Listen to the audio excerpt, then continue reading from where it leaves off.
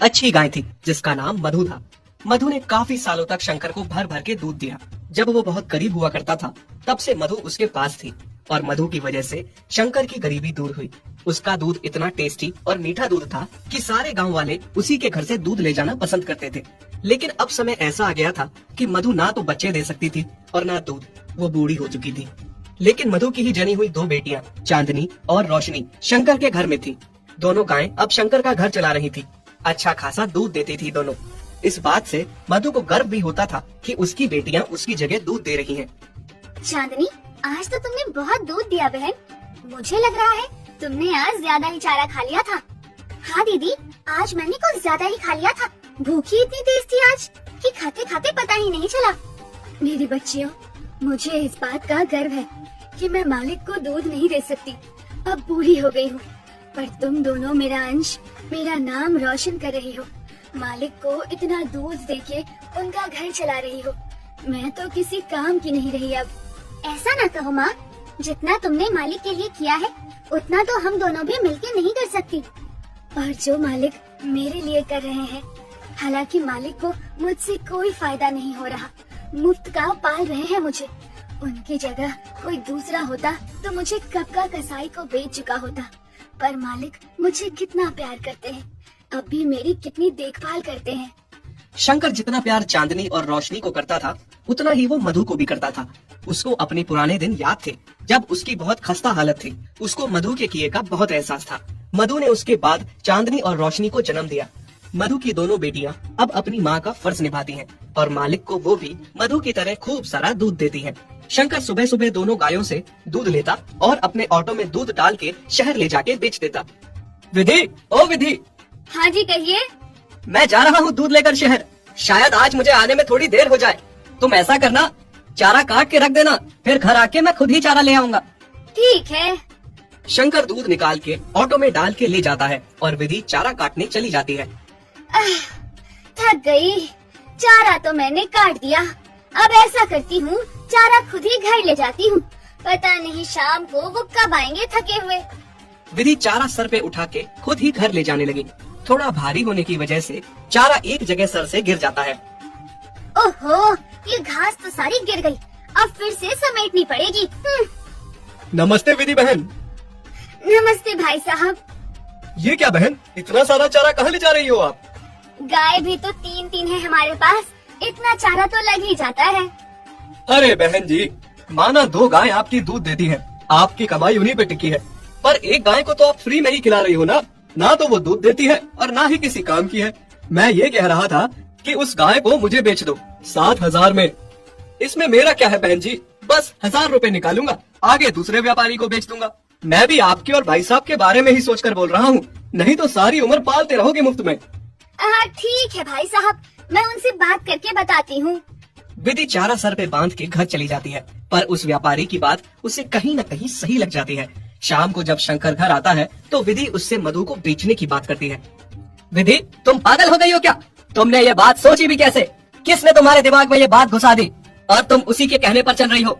उसका क्या है, यहाँ से सस्ते भाव में ले जाएगा, आगे डबल में बेचेगा। यह व्यापारी ऐसे ही होते हैं। तो कौन तुम्हें इसका लाख रुपए देगा? मुफ्त का खिलाने से अच्छा है 7,000 तो आ जाएंगे ना। कैसी बातें कर रही हो तुम? भूल गई, आज हम जो कुछ भी है मधु की वजह से ही है और चांदनी और रोशनी भी उसी की देन है। ओहो मेरे दयालु पति, तुम भी ना जैसा मैं कहती हूँ वैसा ही करो। वैसे भी उससे हमें कोई फायदा नहीं हो रहा है। अच्छा, कल को मैं भी किसी वजह से अगर काम ना कर पाऊँ, बीमार रहने लगूं, तो तुम मुझे भी घर से निकालने की बात करोगी? बस मैंने कह दिया, मधु यही रहेगी हमेशा मेरे साथ, मेरे घर में। वो इस घर के लिए बहुत शुभ है। ठीक है, अगर ऐसी बात है तो मैं भी देखती हूँ कैसे नहीं जाएगी आपकी पूरी गाय इस घर से। दिन रात विधि अपने पति के साथ जिद करती है मधु को बेचने की। फिर एक दिन शंकर बीवी की आगे मजबूर हो जाता है और उससे बीवी की बात माननी ही पड़ती है। अगले ही दिन विधि उस व्यापारी को घर बुला लेती है। चांदनी, देख तो जरा, ये कौन आया है हमारे घर पे? हाँ दीदी, और इसके हाथ में तो रस्सी भी है। कहीं मालिक ने हम में से किसी को बेचने के लिए व्यापारी तो नहीं बुलाया है? नहीं मेरी बच्चियों, ऐसा ना सोचो। मालिक और मालकिन बहुत अच्छे हैं, उन पे खामखा शक ना करो। मैं उन्हें बरसों से जानती हूँ। वो हम में से किसी को भी बेच नहीं सकते। हाँ माँ, तुम सही कह रही हो। शायद भगवान न करे ऐसा दिन कभी आए जिस दिन हमें एक दूसरे से अलग होना पड़े। हम तो मर ही जाएंगे। व्यापारी शंकर की पत्नी को मधु के बदले 7,000 रुपए देता है। अरे वाह, बड़े दिनों बाद इतनी बड़ी रकम हाथ आई है। लेकिन शंकर इस बात से बहुत दुखी था। उसे बहुत बुरा लग रहा था कि ये कैसी औरत है, चंद पैसे के लिए घर की लक्ष्मी को ही बेच। वो तो अपने मालिक से उसके बेचने का शिकवा भी नहीं कर पाई। व्यापारी उस बुजुर्ग गाय को रास्ते में खूब मारते मारते ले जाता है। घर पहुँच के उसे गौशाला में बांध देता है और खूब सारा चारा खिलाता है। लेकिन मधु को पता था कि उसे खूब खिलाएगा पिलाएगा, फिर कसाई को उसे बेच के मोटी रकम हासिल करेगा।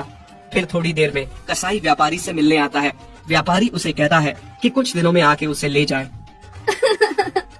नहीं नहीं, ये व्यापारी तो मुझे कसाई को सौंप रहे हैं। मुझे नहीं मरना। मालिक, आपने ऐसा क्यों किया? मेरी क्या गलती थी? हाँ, मुझे इतनी जल्दी हार नहीं माननी चाहिए। मुझे वापस मालिक और अपनी बच्चियों के पास जाना होगा। न जाने मेरी बच्चियों का मेरे बिना क्या हाल है। उधर चांदनी और रोशनी का अपनी माँ के बिना बहुत बुरा हाल था। फिर रात में जैसे तैसे गले का खूंटा तोड़ के मधु भागती हुई घर पहुँच जाती है। चांदनी और रोशनी को जैसे ही अपनी माँ दिखती है, उनके लिए मानो सवेरा हो जाता है। मधु अपनी दोनों बच्चियों को गले से लगाती है।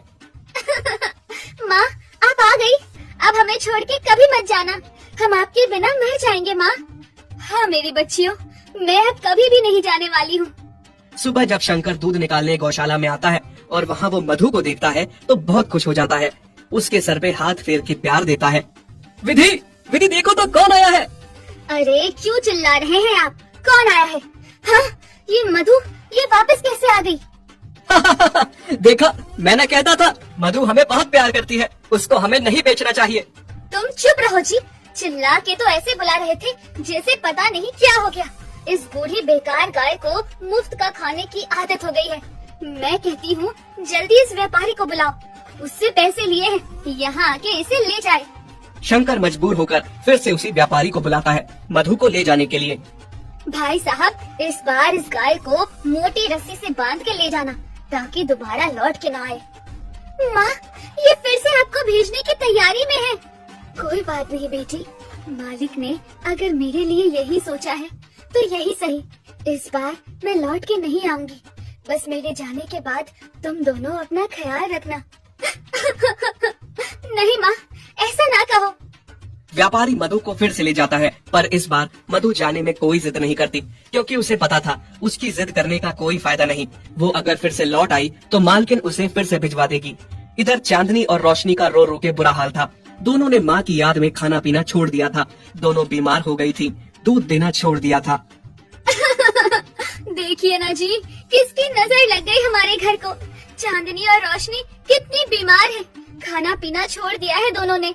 इतना अच्छा कारोबार हमारा बंद हो गया है। ये और कुछ नहीं, मधु का फिटकार लगा है हमें।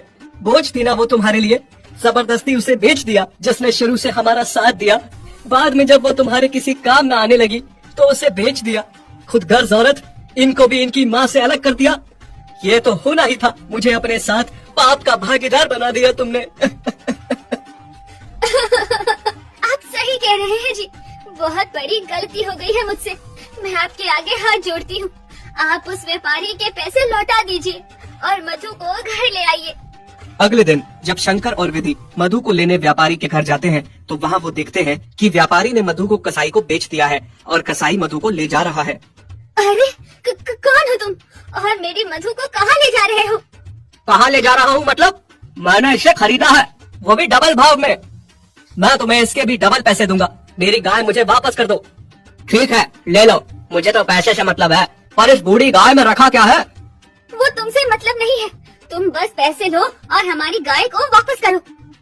शंकर और मधु कसाई को पैसे देते हैं और मधु को वापस ले आते हैं।